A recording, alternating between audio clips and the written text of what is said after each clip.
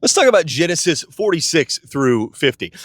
First of all, I want to apologize. This video is like really late. I just haven't been able to make it happen over the past 2 weeks. And so now I'm 2 videos behind. And so I'm getting this one out now. The Exodus 1 through 5 video should be out soon as well. But I'm sorry that it's taken this long. I know you were just really waiting on the edge of your seat, right? But let's talk about the last 5 chapters of Genesis. Let's talk about Genesis 46. When we last left off, Jacob was still unbelievably reluctant about heading to Egypt. And as we open up Genesis 46, God does something about that. The Lord confirms to Jacob that fleeing to Egypt is part of his plan. Remember, Jacob probably remembers that fleeing to Egypt was a faithless detour on the part of Abraham, and that when Esau left the promised land, that was again a faithless detour. He was acting out of a lack of faith in God's promise and a lack of devotion to God's mission. And yet now Jacob has to do technically the same thing. He has to run away from the promised land and go to a pagan nation. And yet this time God says, I want you to flee to Egypt. This time going to Egypt is not running away from God's purpose. It is running toward God's purpose. And God promises very specifically to Jacob that this temporary departure from the promised land to head to Egypt is actually going to lead to the building of a great nation out of Abraham's line rather than delay building that great nation that the Lord promised to build out of their bloodline. God says turning and heading to Egypt is actually going to speed up the process. It is not going to slow down the process. And he says you can trust that every last of the hardship that lies ahead of you and your descendants and their descendants in Egypt will ultimately lead to the ultimate good. It says when you go to Egypt, your descendants are going to be enslaved by the Egyptians eventually. They're going to spend hundreds of years under the thumb of slavery to the wicked, pagan, unjust nation of Egypt. And yet, that is ultimately going to lead to your good, not to your bad. The short-term suffering you experience under Egyptian slavery is going to lead to your long-term blessing, and it's going to lead to the long-term blessing of the Egyptians and the long-term blessing of all the surrounding pagan nations. It is going to lead to the fulfillment of my covenant promise that I will send a Savior who will crush the head of the serpent, who will destroy the devil and the forces of darkness, who will undo the fall, unbreak the world, put everything right again. And he says, you can trust me throughout this long, dark period that is ahead of you because my presence will be with you. You will know that I am going to keep my promise because my presence continues to be with you. He says, I will go down to Egypt with you. You're not going to Egypt alone. You are going with me. And in Egypt, I'm going to be your bodyguard. I'm going to be your sustainer. I'm going to be your preserver. And I am going to be your covenant keeper. I will keep my covenant with you. And so they head for Egypt at last. And there's a really surprising turn here in the story, and that is that Judah is leading the way as they head to Egypt. Judah is functioning as the covenant head over God's people. Judah started out his part in the story as a rebel against God's will and God's ways. He started out the story as a traitor against God's covenant, and yet now he is the one leading the covenant people because he has grown into his role as the de facto head of the covenant household, because the Lord has spent these past years and years of his life forcibly rattling him awake, growing him into his role. That is what the Lord does with us. We do not start out worthy. We do not start out qualified, but he grows us into the things that he's called us to. And then they get to Egypt, and God does another really surprising, kind of funny thing. We've talked in the past about how in the ancient Near East, they were radically, viciously anti-foreigner, anti-sojourner, anti-stranger, anti-immigrant, and so on and so forth. They had a blood and soil mindset of ancient paganism was blood and soil. I care about my blood. I care about my soil. Everybody who's not my blood is my competitor. Everybody who's not from my soil does not belong here. And if they're here, then they are my enemy. A lot of people today are trying to come back around to that blood and soil mindset. And when they do that, they're actually essentially going back to the mindset of ancient Near Eastern paganism, ancient European paganism, so on and so forth. The Egyptians absolutely held the ancient Near Eastern pagan blood and soil mindset. So they distrusted foreigners at best, and they actively exploited foreigners at worst. And that absolutely comes into play here because all of Joseph's family consists of non-Egyptians. They are foreigners. They are not the Egyptians' blood. They are not from the Egyptians' soil. They are outsiders. And as a result, the Egyptians are going to de facto be prejudiced against them. They are de facto going to despise their foreignness. And even more, because Jacob's household consists primarily of shepherds, right? Remember, that is kind of his primary field.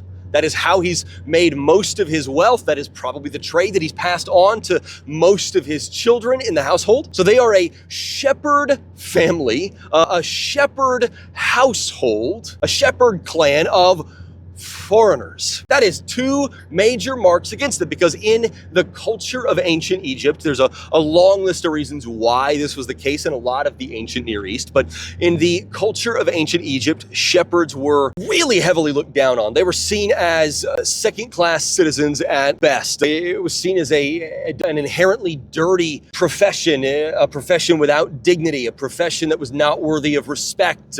Shepherds were just, I'm trying to think of a good example today, but if you were a shepherd most of the time in a lot of ancient Near Eastern cultures, including Egypt, you were at the bottom of the social ladder. People would avoid you, sometimes wouldn't even do business with you beyond the very, very basics that was absolutely necessary so that they could get wool, so they could get lamb's meat and other things like that. But so the family of Joseph is a family of foreigners, which the Egyptians hate, and a family of shepherds, which the Egyptians hate, which means they ought to be having a really, really bad time the moment they step foot in Egypt. And yet the Lord does something funny. He providentially uses the prejudices of the Egyptians in the favor of the Israelites. Because of the fact that they're foreigners, most Egyptians don't want to live anywhere near them. They can't really live in the standard parts of the populated regions in Egypt. They have to kind of live somewhere else. They have to be sort of segregated out, which in itself is bad because they are shepherds. Their kind of dwelling and working space needs to be far away from the rest of the people because they don't want to get anywhere near the uncleanness of the shepherding people. And as a result, what ends up happening is that Pharaoh gives these foreign shepherds the best land in Egypt. They're given the land of Goshen because even though the culture of Egypt is prejudiced against foreigners like the Israelites, even though the culture of Egypt is prejudiced against shepherds like the Israelites, the Lord has supernaturally, providentially given the Israelites favor with the current Pharaoh. The Lord is turning even the prejudices that God's people are subject to in their favor for their good. That is Genesis 46. Now let's talk about Genesis 47. Because in Genesis 47, we see the result of all these things. What we see is Joseph and the Israelites coming together once again in Egypt. We see them taking up their role as shepherds in the land of Goshen. We see them taking up their role as God's covenant people on mission in Egypt, and we see in a really interesting scene, we see Joseph bless Pharaoh. This is the same kind of thing that we saw happening when Abraham blessed his son, Isaac, when he passed on the blessing to Isaac. When Isaac blessed Jacob, he passed on his covenant blessing to Jacob. Remember, in the ancient Near East, they saw oral covenant blessings as a kind of a legal reality.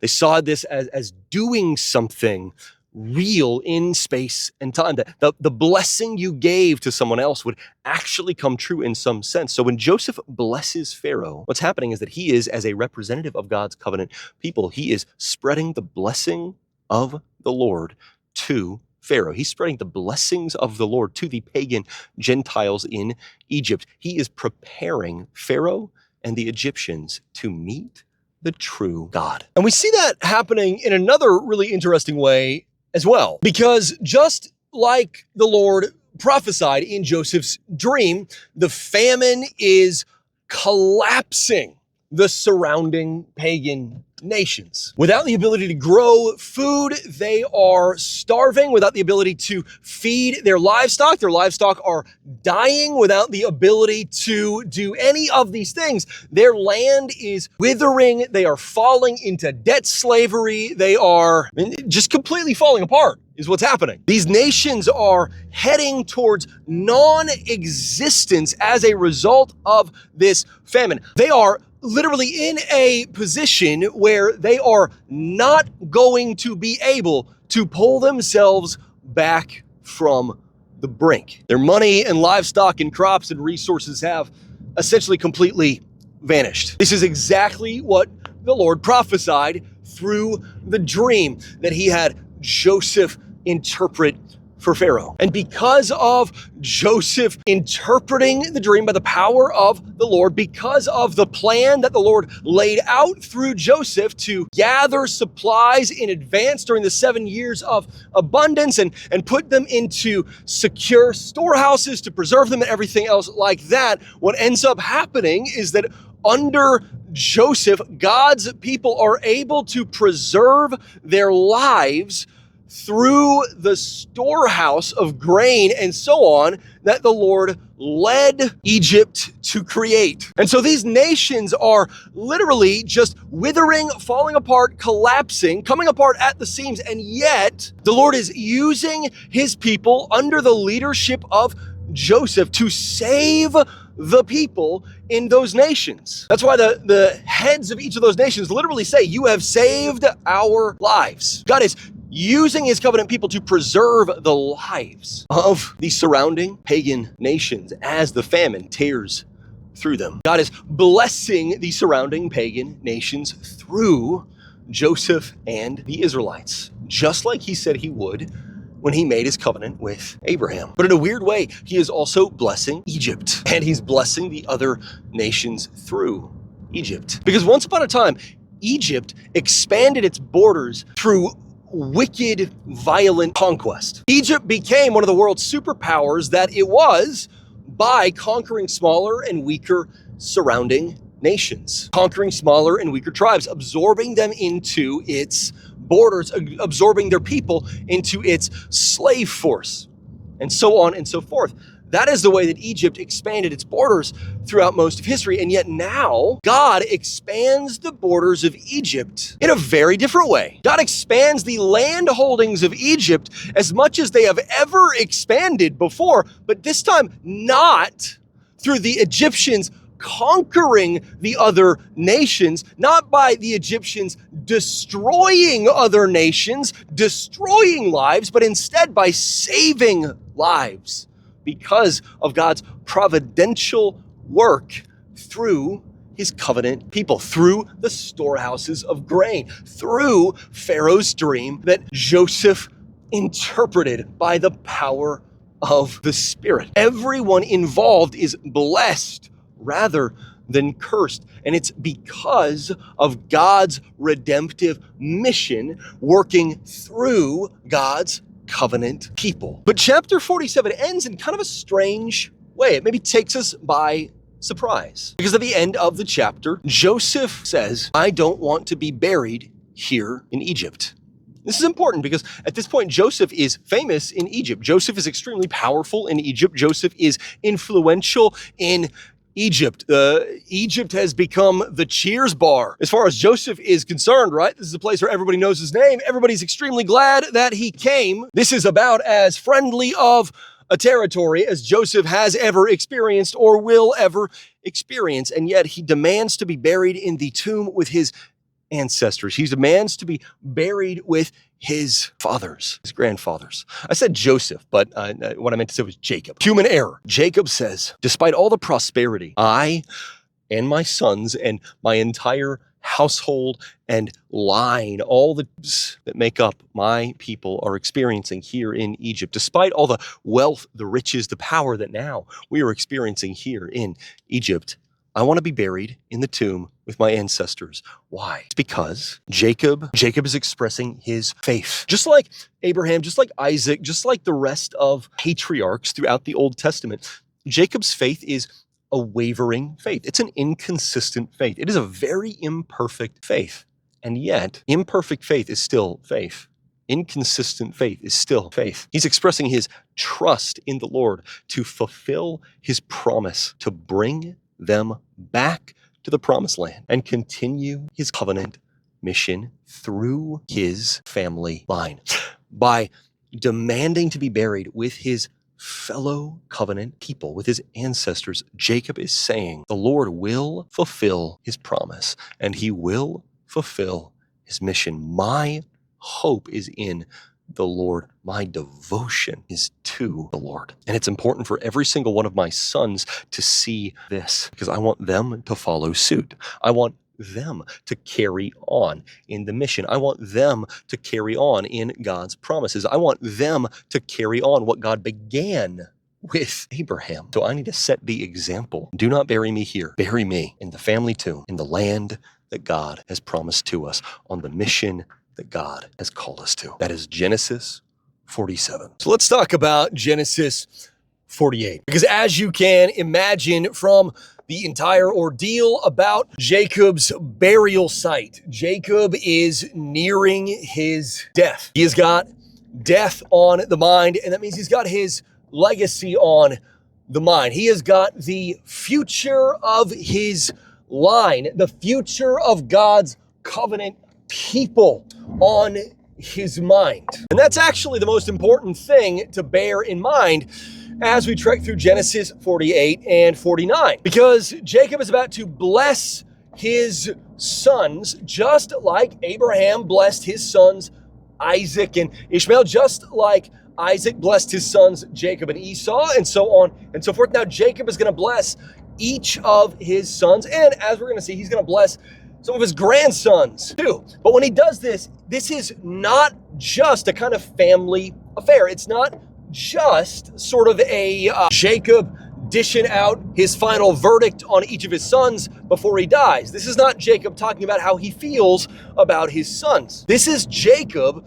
prophesying about the future of God's covenant people, the future of the Israelites. These blessings are not primarily about Jacob's feelings. They are primarily about how God is going to providentially work through each coming generation of God's people, and how that will play out with each of the tribes and each of the lines from each of Jacob's sons. And so the stuff that he shares in this deathbed blessing is actually really important. Even though some of it seems really strange, some of it actually kind of seems mean or cruel. It's actually not. We'll see why. Some of it seems like it doesn't really make much sense, or there's not really much of a point, but the reality is this is a forward look at so much of what the rest of the story of the Old Testament holds. Here's what I'm talking about. So Genesis 48, Jacob gathers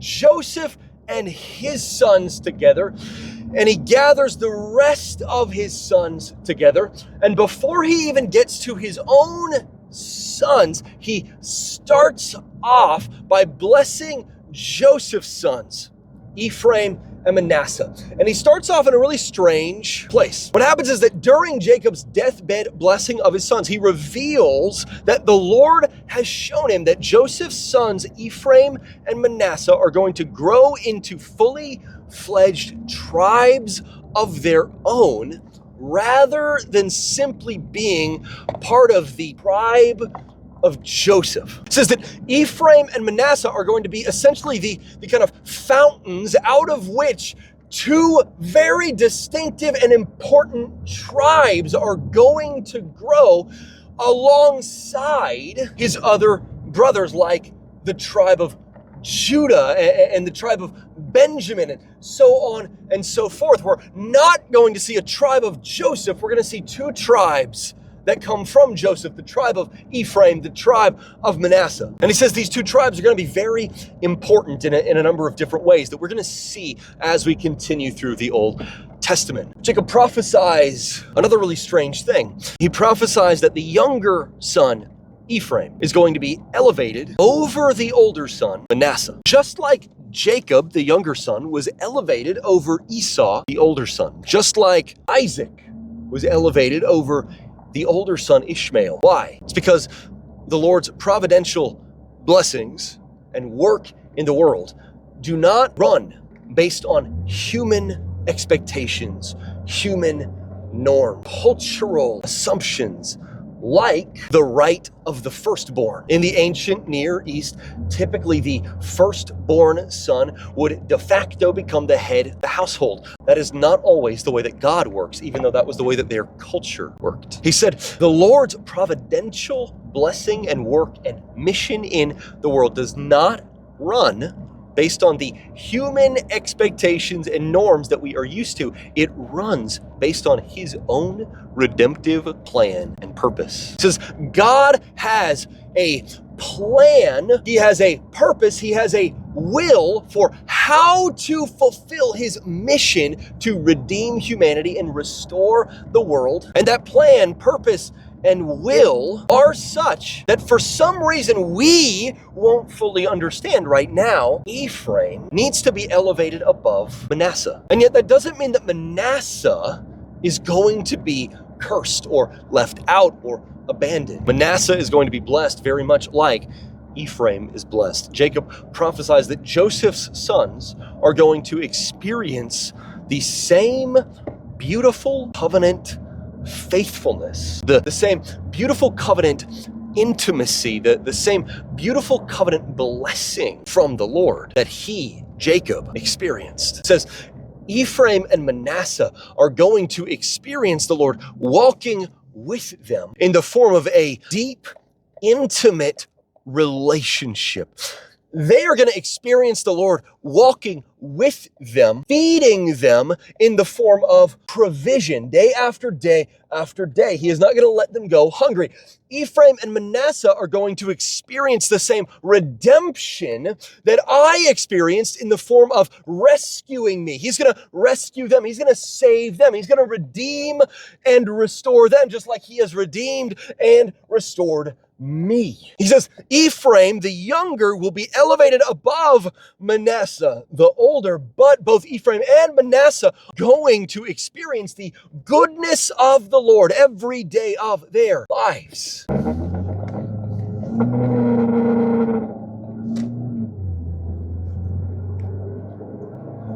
Because the Lord has covenanted himself to them, devoted himself to them, promised himself to them, just like he did Abraham, Isaac, and myself, just like he did to you, Joseph, just like he did to your brothers. And then he turns and he addresses the rest of the brothers. This is Genesis 49. First, Jacob points to Reuben, the firstborn, and he says something that is maybe shocking, maybe not, depending on how much attention we've been paying. He prophesies that Reuben is not going to grow powerful or prosperous. Reuben is the firstborn child of Jacob, which means that in that culture, Reuben is supposed to be the head of the household. He's supposed to have the firstborn status. It says, Reuben, you are the firstborn, which culturally should mean that you should be the de facto leader of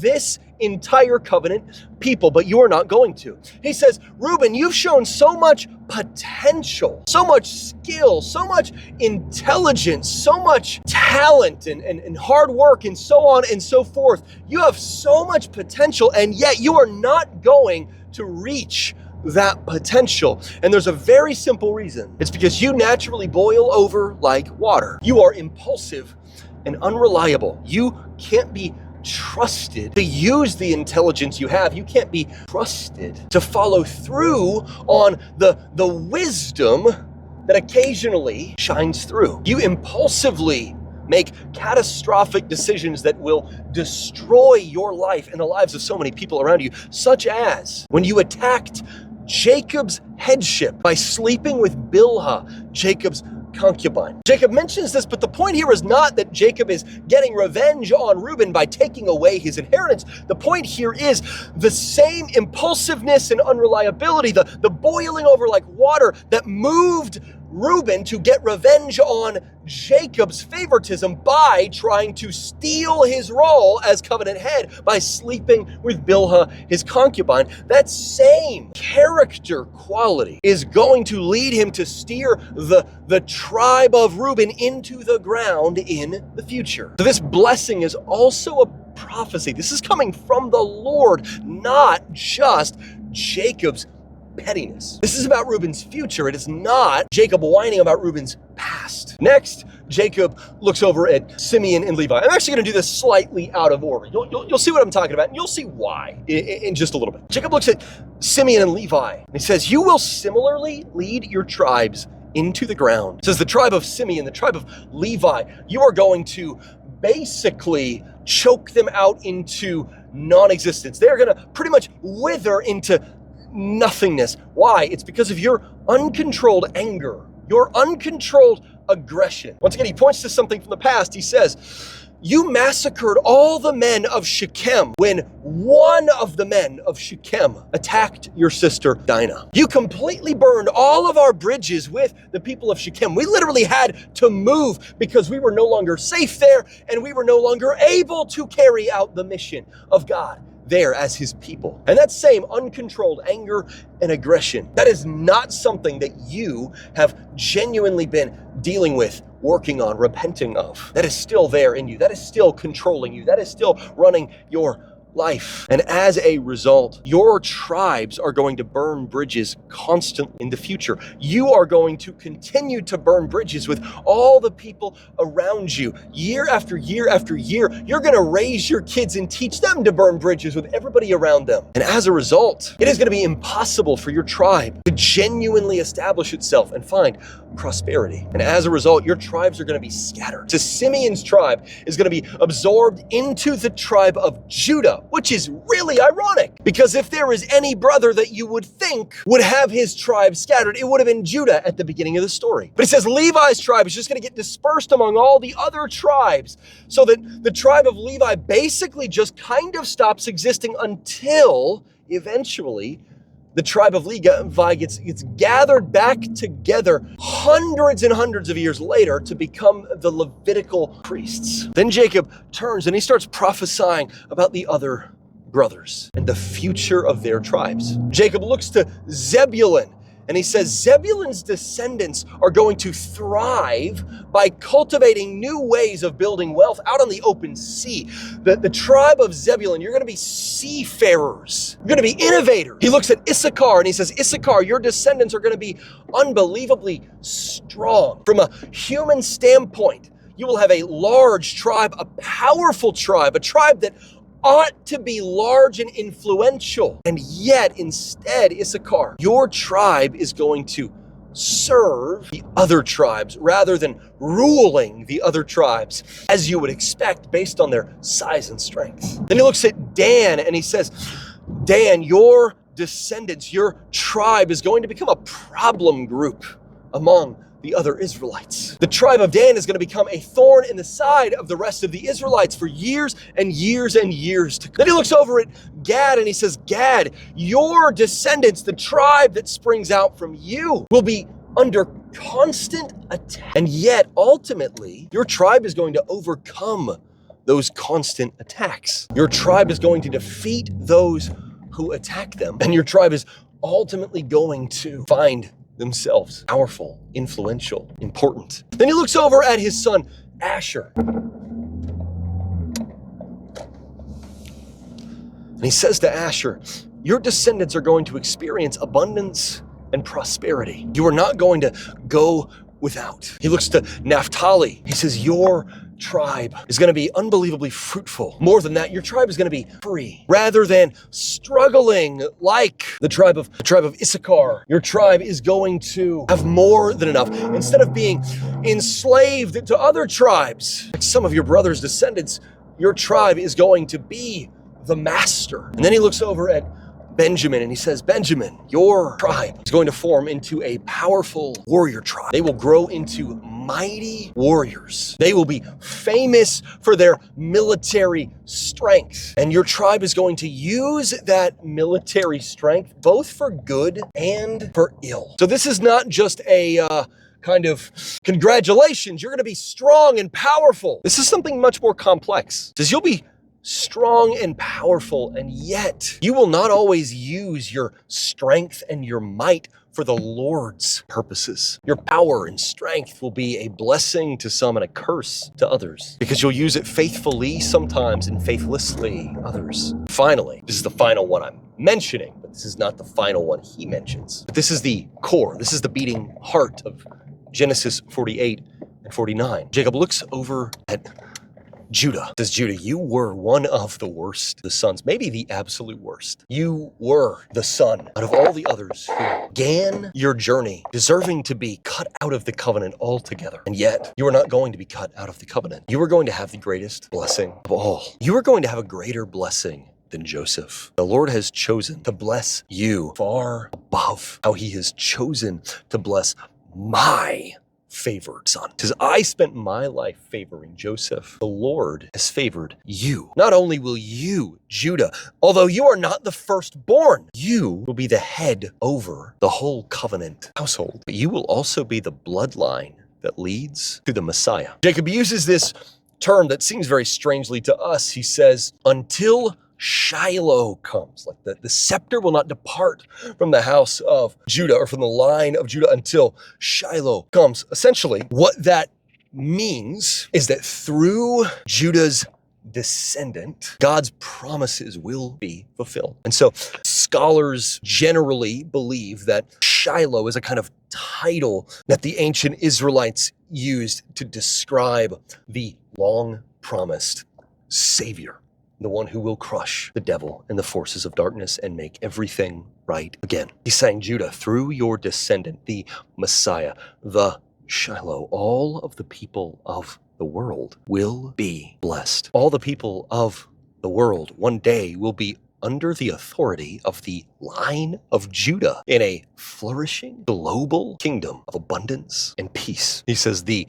loyalty of the people will be on him. The scepter of Judah will be over the peoples of the earth, the many peoples, all the nations, all the families of the earth will be under the scepter of Judah, under the Messiah who will come from his line. He says, Judah, you started off the worst, but you will be the most blessed, and we will be blessed beyond measure through your line, your descendant. It says, Judah, your Savior is going to descend from your loins. Jacob says, this is what the future holds for each of your tribes. And so there are blessings and there are curses that lay ahead of my children. Jacob says something really important that it's easy to miss. He doesn't use these exact words, but put everything together. And he says, essentially, all of the blessings that Jacob's descendants will experience are the result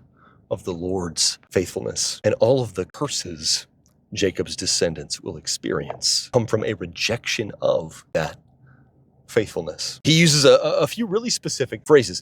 He says that the blessings that the tribes that descend from each of you will experience are the result of God's faithfulness as the mighty one of Jacob who gives strength. He says, you will be strong strong because the Lord faithfully gives you his strength as the mighty one of Jacob. He says, all the blessings your tribes will experience are the result of the Lord's faithfulness as the shepherd who leads every step of the way. He says, if you follow after the leadership of the Lord who is our shepherd, you will experience these blessings. He says, all of these blessings that you will experience are the result of God's faithfulness as the stone of Israel, who fortifies us so that we cannot be broken. He says, if you make the Lord your stone, if you make the Lord your shield, if you make the Lord your foundation, your hiding place, your fortress, then no one will be able to break you. No one will be able to stop you. And then he says, all the curses that your tribes and descendants will experience will come from seeking their own strength instead of the mighty one of Jacob. All the curses that the tribes who descend from you will experience come from trying to carve their own path rather than following the shepherd. So all the curses that the tribes descended from you will experience come from seeking their own protection rather than the stone of Israel. He says, cling to the mighty one of Jacob who gives you strength. Do not seek your own strength. Cling to the shepherd who leads you every step. Do not try to carve your own path. Cling to the stone of Israel who fortifies you so you can't be broken. Do not seek your own protection through your own power and strength. And then Jacob dies. And when Jacob dies, something really interesting, we're crossing over into Genesis 50. Let's talk about Genesis 50. So what happens is that after Jacob has gathered his sons, he has delivered his deathbed blessings onto them, and then he's breathed his last. He is mourned by the Egyptians for 70 days. That's really important. And he is embalmed by the Egyptians. Why is that important? It's because Jacob is a foreigner, and the Egyptian culture hates foreigners. Jacob is a shepherd, and the Egyptian culture looks radically down on shepherds. And yet, Jacob, the foreign shepherd, is mourned for 70 days, which is significant because in Egypt, mourning for 70 days is what you did for important royal officials. People in the Egyptian royal family, people who occupy powerful and prestigious positions in the Egyptian hierarchy. You did not mourn foreigners for 70 days, and you definitely did not mourn shepherd for 70 days. But even more than that, they embalmed the foreign shepherd, Jacob. And you did not embalm foreigners or shepherds. You embalmed important, loved members of the Egyptian royal family, people who are near the top of the Egyptian hierarchy. This tells us something unbelievably important that we probably already guessed based on the rest of our readings for this week. The Israelites have become beloved among the Egyptians. When they first arrived in Egypt, they were segregated from the rest of the Egyptians because they were foreigners, and they were specifically put in a land where nobody else would be because they were shepherds. And yet, the anti-foreigner Egyptians have grown to love the foreign Israelites. The, shepherd oppressing Egyptians have grown to love the shepherd peoples of Israel. God's covenant people have grown to be absolutely beloved among the Egyptians during this generation because the Lord has given them favor now, not only with Pharaoh, with Egypt, with the surrounding pagan nations that have now been subsumed into Egypt because of the way the Lord rescued them through Joseph and the Israelites.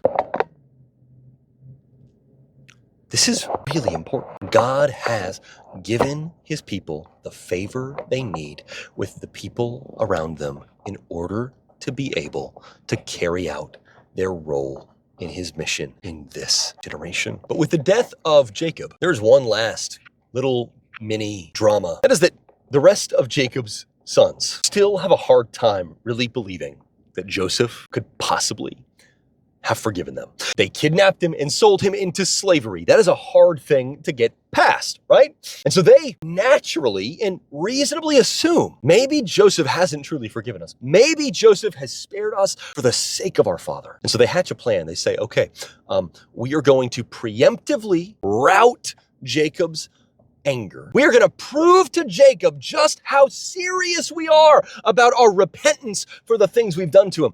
And the way that we're going to do that is we're going to go and we are going to make ourselves his slaves. We are going to go become Joseph's slave force. So the other brothers, they literally come to Joseph and they volunteer themselves. We will be your servants. We will be your slaves. We are making reparation for our actions. We sold you into slavery. Now we are going to sell ourselves into slavery to you. We made you into a slave, so now it's only right that we become your slaves. They're trying to make reparation for their actions. They also lie to Joseph and say, hey, before Jacob died, told us to tell you, hey, please don't take your rage out on us. So they said, hey, Dad said, please don't punish us anymore for what we've done. And also, we're saying, hey, let's become your slaves. And so on the one hand, they're I think lying, it seems to be the case. And on the other hand, they're genuinely trying to make up for what they've done. But Joseph immediately smacks down their attempt. They're trying to pay back their crime against him. And he says, stop. He basically says, there's not a bill due. And then he tells them why there's not a bill due. He says, number one, the only one who has the authority to punish you for your sin against me is the Lord. He says, am I in the place of God? He says, if the Lord wanted to punish you, the Lord would punish you. I don't need to do anything. He says, number two, the Lord has already demonstrated that what he wants is not to punish you. What he wants is to save your lives. What he wants is to protect you. He says, number three, although you were trying to harm me by selling me into slavery, the Lord was actually working through your sin to bring about the ultimate good by furthering his redemptive mission. It says, you were sinning against me and you were sinning against the Lord when you sold me into slavery, and yet the Lord repurposed your sin to carry his mission further along. He turned your bad into. That doesn't mean it was okay for you to do that, but it means the Lord takes even the worst things that ever happened to us and he turns them for our ultimate good. Our short-term suffering, God uses for our long-term good. Our short-term struggles, God uses for our long-term benefit. Our short-term difficulties and pain and loss and grief and sadness, God uses for his redemptive plan and mission. Therefore, he says, number four, I don't want revenge. I want to bless you. I want to protect you. I want to take care of you. I don't want to curse you. I want to bless you. He says, you can unclench your jaw. You can stop trying to make up for your past. You can rest. The Lord has redeemed you. You do not have to redeem yourself to me. This is the big picture theme of the book of Genesis. What the enemy means for evil, God turns for good. Enemy baited Adam and Eve into rebelling against the Lord and breaking the world and exiling humanity from his presence. The Lord took that thing the enemy meant for evil and now uses it for good. I don't understand how this works, but the book of Revelation says that the end result is better than the first. The glory of God's restored creation is better than the glory of the pre-fall creation. What the Lord restores the world to in the end is somehow actually more glorious than the world for the fall. I don't know how that works. I don't understand that. I don't know how to make sense of that philosophically, but God takes what the enemy meant for evil and he turns it for good again and again and again. And he's going to continue to take what the enemy means for evil and use it for good, turn it for good, transform it for good until the day he returns to finish what he began in the cross and make everything right again, make everything more glorious than it was in the beginning. That's why Joseph gathers the rest of his brothers together when he's on his deathbed. All the surviving brothers surround Joseph, and Joseph kind of issues his own blessing. He issues his own prophecy. He reminds his brothers, I am not the one who saved you. The Lord is the one who saved you. And the Lord is going to continue to sustain, protect, and work through you in every generation until Shiloh, until the Messiah, until the long-promised descendant of Adam and Eve comes to crush the head of the serpent. That is book of Genesis. I know there's plenty of stuff that you were probably curious about that we didn't get a chance to get to over this last 5 chapters in this video. And so hit me up with whatever questions you have, whatever you were still confused about, whatever still doesn't make sense, and we will talk about it together, either in the Let's Read Scripture Together Facebook group or here on this YouTube video in the comments section. We will be back soon with the Exodus 1 through 5 video, but until then, I love you guys. Take care and keep reading. Hey, what's up? It's Pastor Ryan from Mount Zion Baptist Church. I'm extremely glad that you watched our video, and I hope that the Lord used it to speak to you in a very powerful and specific way. Hit the like and subscribe buttons on this video so that you can keep up with everything that we put out and we come up a little bit higher in your algorithm, and send a personal message to our YouTube account. I would love to hear from you, get to know you, pray with you a little bit. Between now and then, take care.